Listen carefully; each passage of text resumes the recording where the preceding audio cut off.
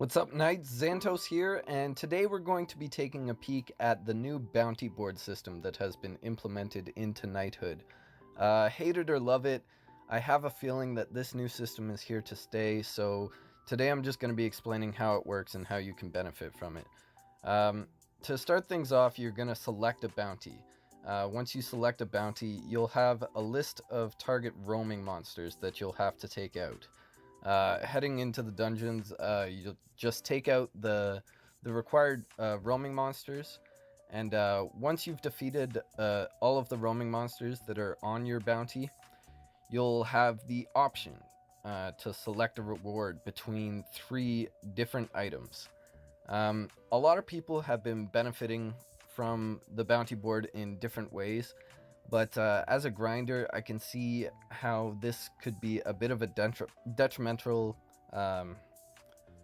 new system that's been implemented. It's definitely a bit frustrating.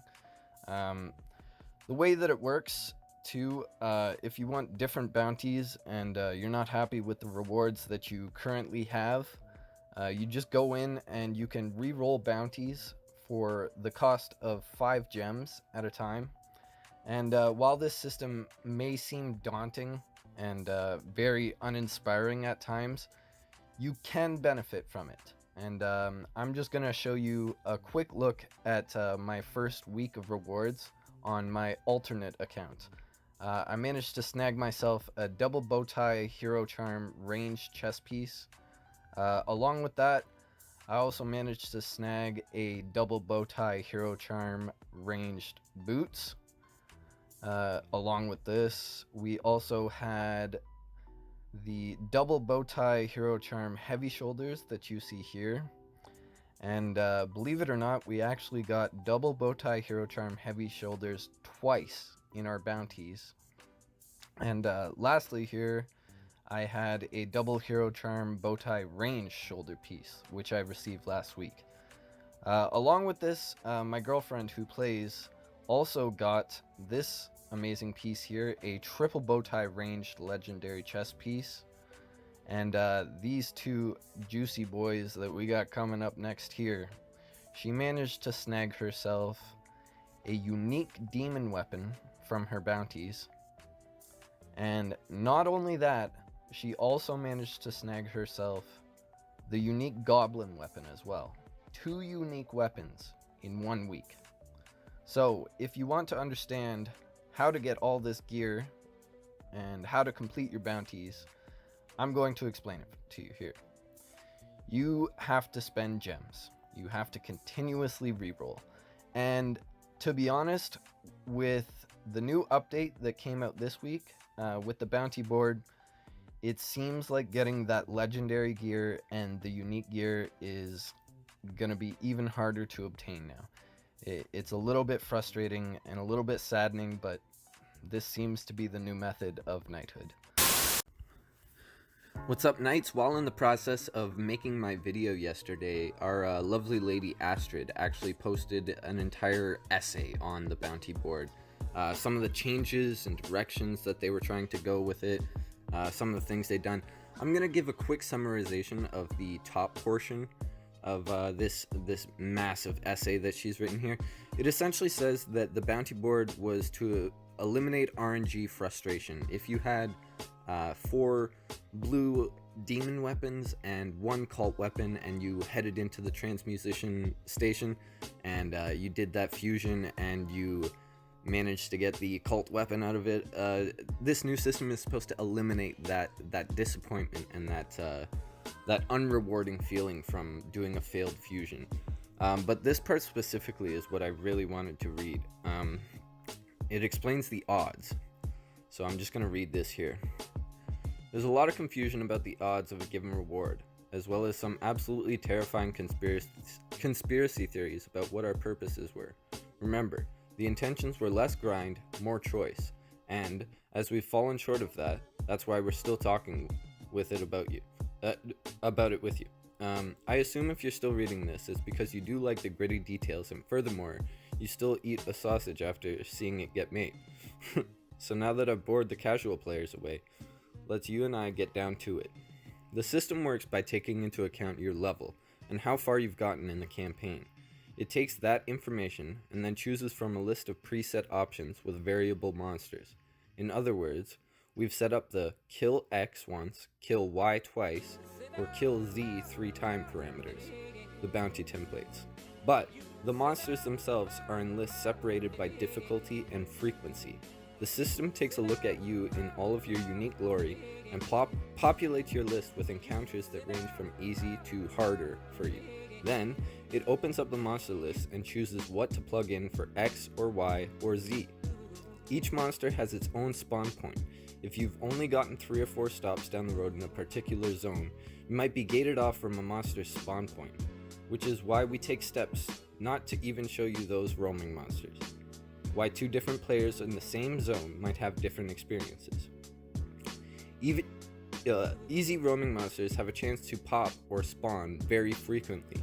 The most frequent possibility is even 30 minutes. So, take the Death Weaver Spider, one of the system's easiest monsters. That roaming monster has a high chance to spawn every 30 minutes, but that chance to spawn is not 100%. 30 minutes can go by without you seeing the spider, but nothing is wrong. The odds of you going an entire day without seeing him are next to nothing. Some monsters seem to appear all the freaking time, like that spider, but that's because there are different versions of them depending on the zone, and either one completes your bounty. They may have a higher chance to spawn in the lower level zone as well. The Ridgeback Arc spawns in both Meyerfen and White Peak, for example, so if you have trouble killing him in White Peak, give him another try in Meyerfen. The hardest roaming monsters have a low chance to spawn, once a day, so it's very possible to only see those guys once a week. Very, very unlucky people might not see it for even longer. That's why they've been taken out of the bounty board system entirely. You will probably see rewards for them introduced in a future update. It should be very exciting to spot and murder one of these roaming monsters, but removing them from the bounty system was the right call because it was just too frustrating. Bounty templates have their own reward tables, just as they have their own frequency timers. The ones with the easiest roaming monsters have no chance of dropping unique gear. The hardest roamers that are still a part of the bounty system do have a chance to drop unique gear. We added that chance to them when we removed the very hardest roaming monsters from the system, but it's not very high, because it's not good for the game's economy to have too much unique gear entering the world at once. So, while we've added the chance for high level gear to the easier bounty templates, we didn't add to the easier templates at the same odds that they would be on the hard templates.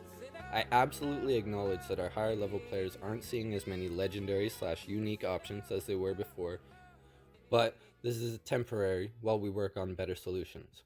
It is possible to see legendary rewards starting with roaming monsters that are found in Meyerfen, as long as you have reached Lankerfen in Meyerfen. Unique rewards begin appearing on White Peak roamers once you've defeated Kren Rockjaw in White Peak, but you're more likely in the Realm of Fire once you've defeated Infernalis.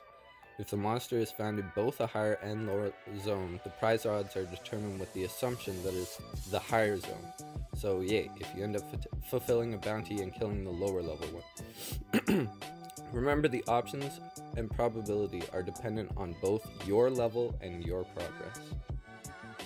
So yeah, that's where I'm going to cut this off there. It's essentially saying that the bounty reward system is also going to be dependent on your level and your progress that you have in-game currently. So keep that in mind. If you haven't finished the game yet, you're probably not going to be seeing as many of those unique rewards. Taking a peek here, when the bounty board first came out, a lot of people were really confused and really frustrated by it. There was a ton of different monsters on the bounty list, and not a lot of people understood. The ancient one was actually a monster that only spawns in once a day at 8 o'clock with a 1 in 3 chance. So because of this, Knighthood updated the bounty board this week and actually eliminated all of these monsters from the bounties. So none of these monsters will be in the bounty board anymore. None of the, I think they were called quote-unquote boss monsters. So our bounty board is actually going to be a little bit simpler to complete. If you take a peek here now, all you'll have to be worrying about on the bounty board are these monsters. If you have bounties for monsters in Astellin, it will be between Cleese Van Hace, Deadeye, and Belfi. And between these three monsters, it will be a 1 in 3 chance for one of them to spawn every hour on the hour, as well as 30 minutes past each hour. So if you have a bounty for one of them, just be checking your phone every hour on the hour and every hour 30 minutes past.